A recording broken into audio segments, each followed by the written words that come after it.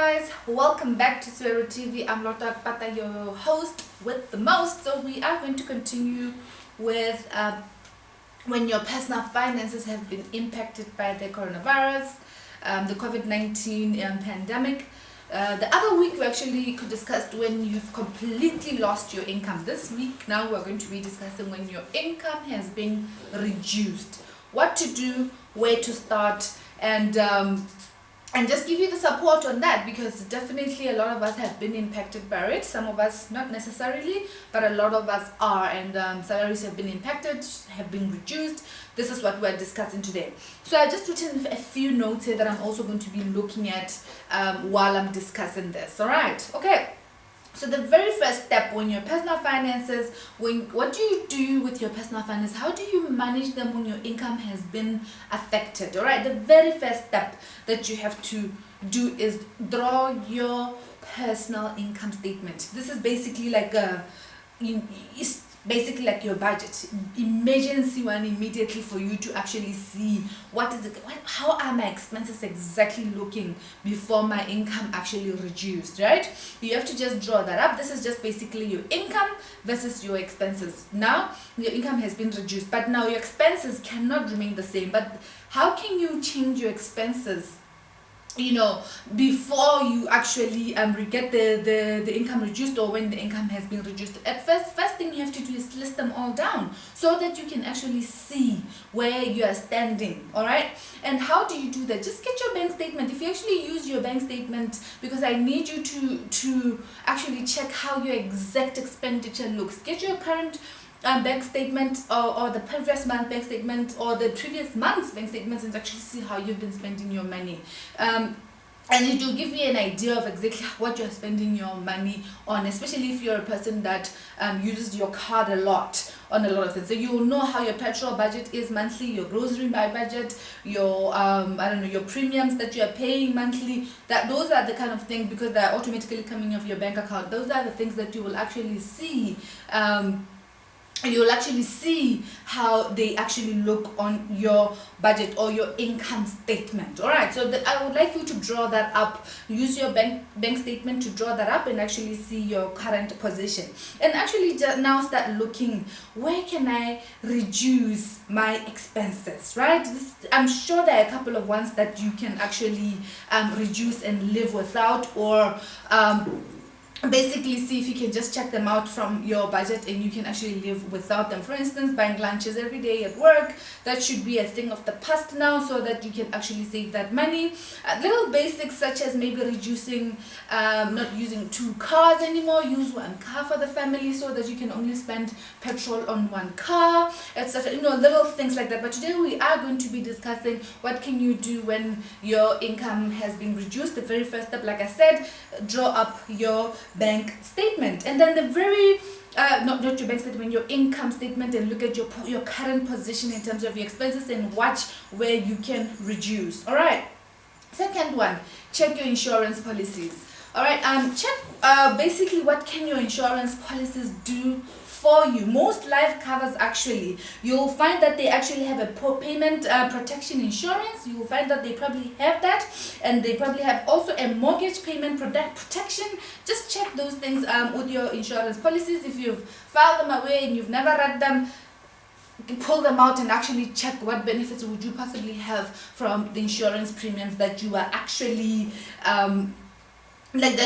have. You'll find that you actually have an accident or sickness protection, or even unemployment insurance from the life policies that you actually have. Just check them out and find out what your options are as well. Visit your insurer or your broker, find out what your options are when you've actually gone through them, and see what they can do for you. And then the very next step, talk to your creditors. The same as when your income was being cut off. Now that your income has been reduced, talk to your creditors about this, right? You need to actually tell them what is going on. If you're going to need a payment holiday, speak to them about a payment holiday of some sort. I know what's been happening actually with us in Botswana. We actually had a payment holiday for the past 3 months. I think it has now ended for most of us. Now let's say now you have been having a payment holiday, and you don't think you are going to still be able to afford the loan that you were actually given a payment holiday on, and the 3 months has elapsed. What can you do when you realize that you still cannot afford to not have a payment holiday? Possibly now visit your bank, have this conversation with your bank. What are the options available? Can you be able to increase or have another payment holiday for the next 3 months? Ask them what are the options are for you. All right. Ask them as well, how will that impact you if they do increase your payment holiday? How will that impact you financially? This is what the bank should be saying to you. Okay, if you're going to do that, this is how your interest is going to be affected, and this is how your monthly payments are also going to be affected. But may I just advise that if it does happen that you do get your income or you get some sort of income even during this payment holiday, do find a way that you do pay off that interest at least, or start paying back their monthly, or start actually committing to that monthly payment that you've agreed with them. Or maybe it comes sooner, before the 3 months actually elapses. You can actually tell them, guys, I'm now okay. All right. Or maybe you just have some random income, just pay towards it, and find a way that you can pay towards, so that you can reduce the interest as well. Now, I want to talk about car loans in particular. Like you have a car loan and it seems like it's also going to give you trouble for paying. You don't know what you're going to do about it.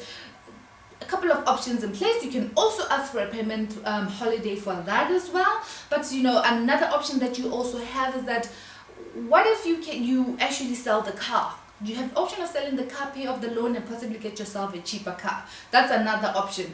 Do you have more than one car?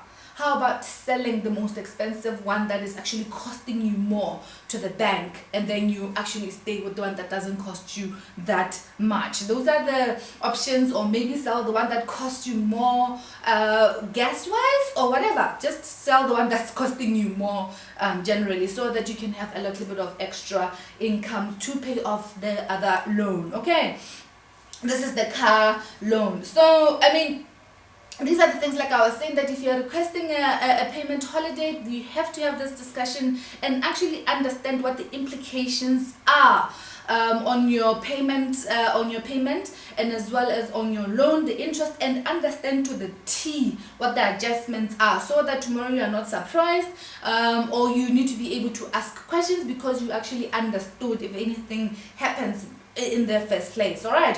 Ask about insurance as well on your loan. But okay, fine, if you have increased my interest, how about insurance? How's insurance going to affect my monthly payment? Those are the questions to ask, because I've noticed they actually do affect insurance on your loan as well, actually affects your monthly payment. All right.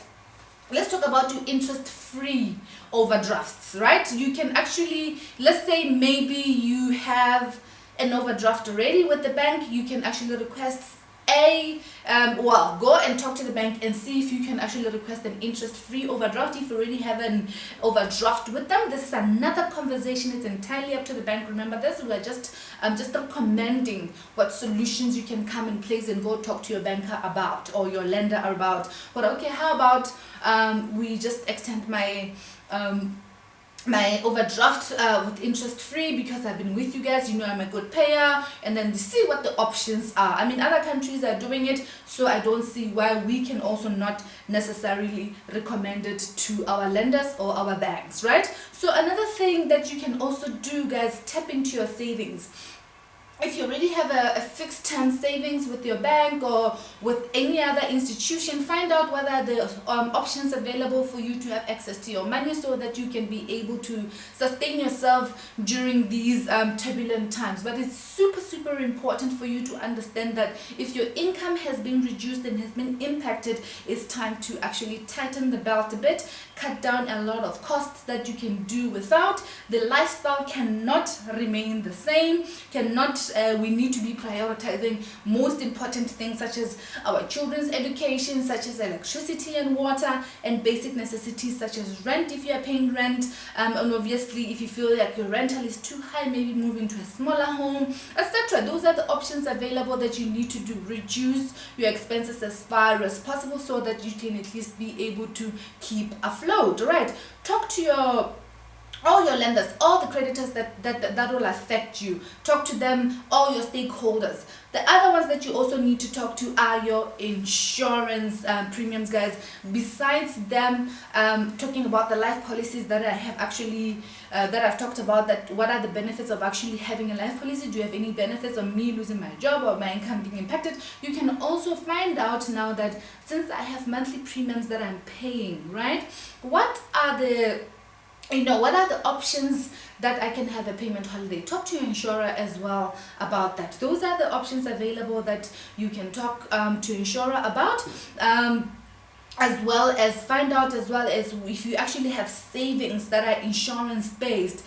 Those ones normally take a bit of time to actually for you to be able to claim the money, but if your income is going to get affected and you're not going to be able to pay or maybe even afford the monthly premiums on those savings, insurance based savings, talk to your insurer, talk to that that company that is holding your money about the possibility of your income being impacted, and what are the options available of having access to your money, what are the the options available, and how will it affect your savings so that you don't end up losing all your money because you were not able to pay. All right, this is it for now. I hope this has been a helpful one. Please DM me any questions that you would like to have or would like to be answered, or you need any support in terms of your debt management.